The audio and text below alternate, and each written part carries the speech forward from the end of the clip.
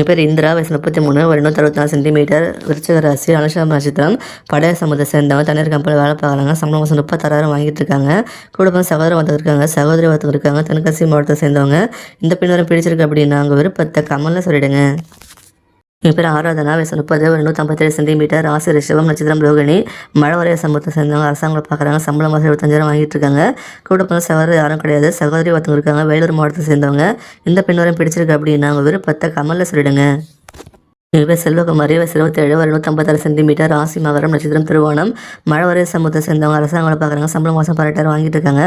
கூட பிறந்த சகோதரர் யாரும் கிடையாது. சகோதரி ஒருத்தவங்க இருக்காங்க, மதுரை மாவட்டத்தை சேர்ந்தவங்க.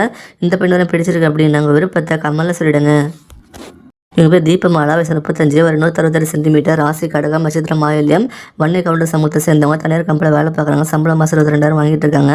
கூட பிறந்த சகோதரர் 2 பேர், சகோதரி யாரும் கிடையாது. விருதுநகர் மாவட்டத்தை சேர்ந்தவங்க. இந்த பெண்ணரும் பிடிச்சிருக்கு அப்படின்னு அவங்க விருப்பத்தை கமலில் சொல்லிடுங்க. எங்கள் பேர் தேவிகா, வயசு 28, ஒரு 167 சென்டிமீட்டர், ராசி மீனம், நட்சத்திரம் உத்திரட்டாதி, கச்சிராய சமூகத்தை சேர்ந்தவங்க. தனியார் கம்பெனியில் வேலை பார்க்குறாங்க. 84,000 மாதம் சம்பாதிக்கிறாங்க.